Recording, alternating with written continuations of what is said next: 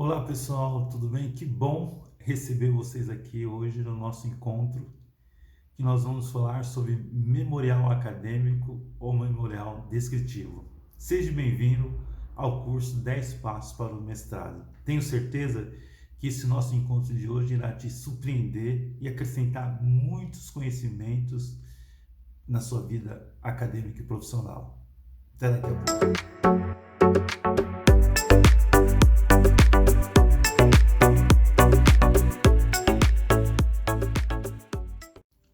Pensar em desistir? Eu já pensei seriamente nisso, mas nunca me levei realmente a sério.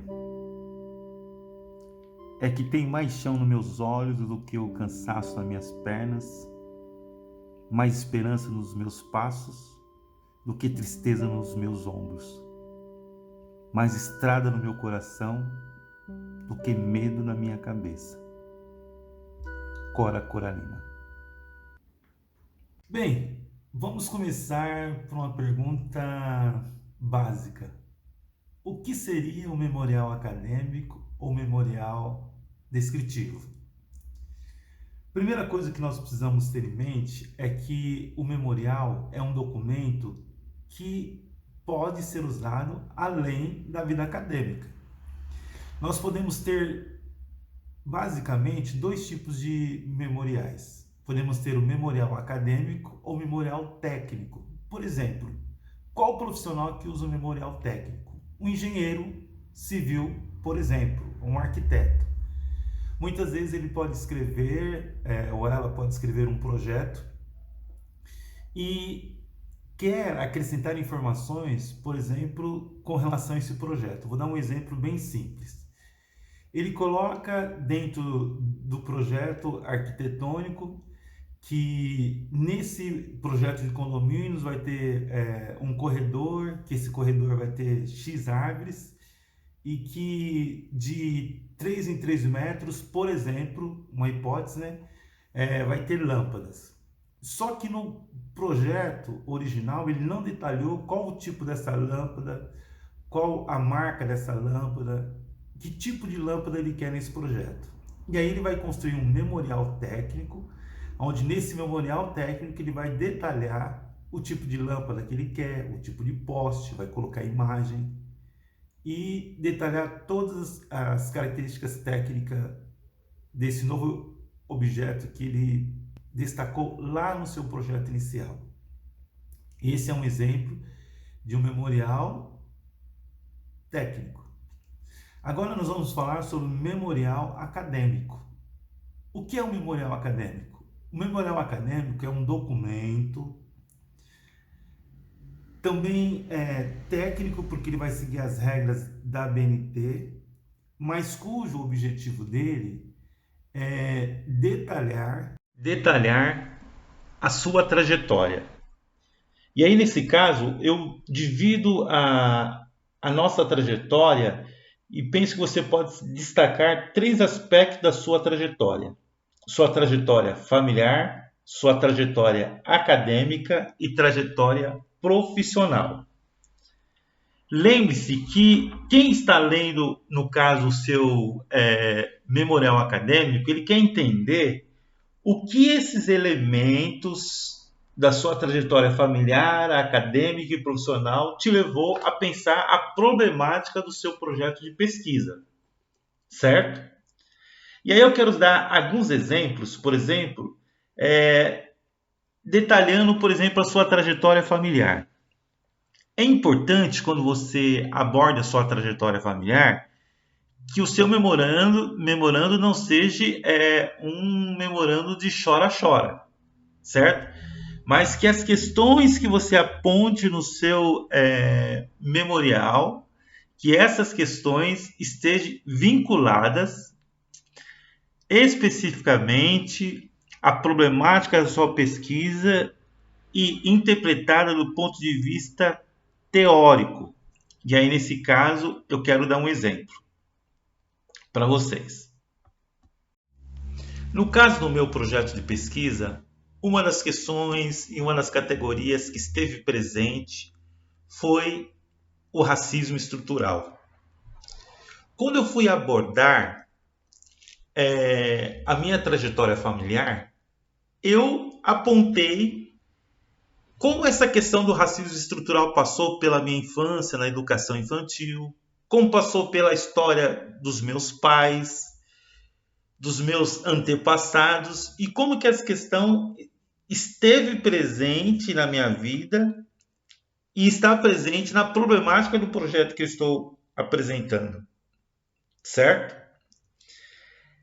Por exemplo, o não acesso à educação de qualidade é uma marca do racismo estrutural. Outro exemplo o extermínio dos meus amigos na minha adolescência como expressão do racismo estrutural. Nesse caso, nota-se que eu não estou apresentando o racismo, o extermínio dos meus amigos simplesmente como um fato pessoal, individual, ou com o objetivo de sensibilizar a banca que vai me analisar. Mas eu estou apresentando o extermínio da juventude negra que passou pela trajetória da minha vida como elemento teórico que eu consegui ler essa categoria e interpretá-la dentro da minha própria história pessoal.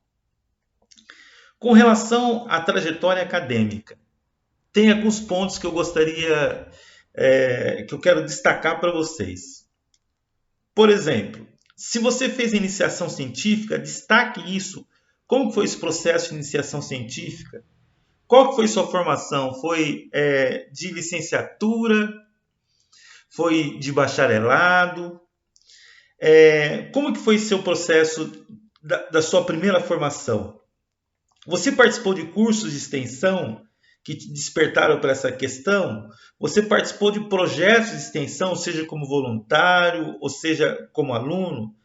Você participou de seminários, congressos nacionais e internacionais, seja como conferencista, como palestrante ou como ouvinte?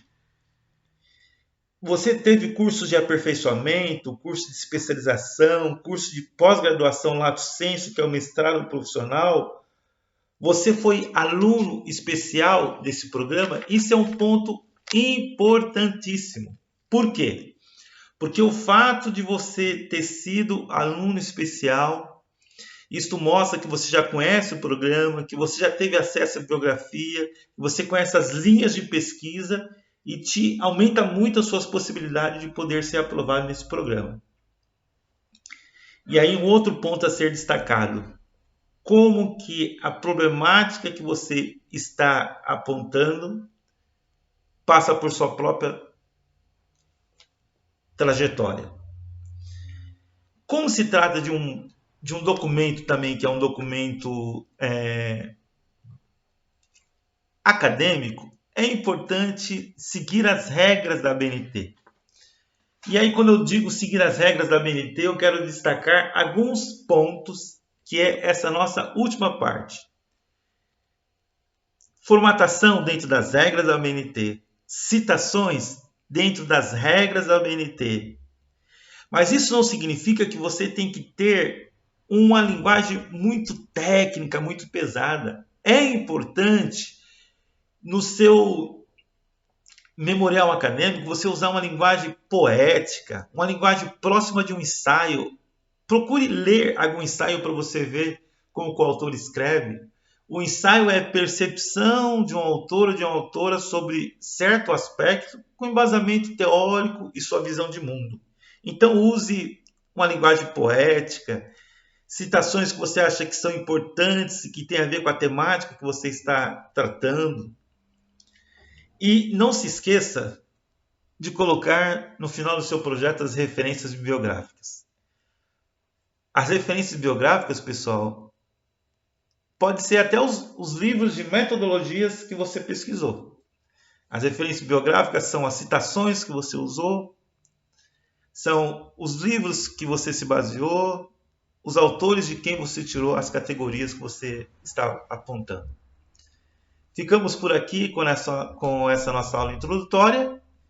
E se você se interessar em fazer o nosso curso 10 Passos para o Mestrado, que é um curso de preparação para processos seletivos de cursos de aperfeiçoamento, especialização, pós-graduação, seja estrito ou lato sensu, entre em contato conosco pelo nosso e-mail, que é oraarte.cursos@gmail.com. Muito obrigado por ter nos prestigiado nessa nossa aula introdutória de hoje.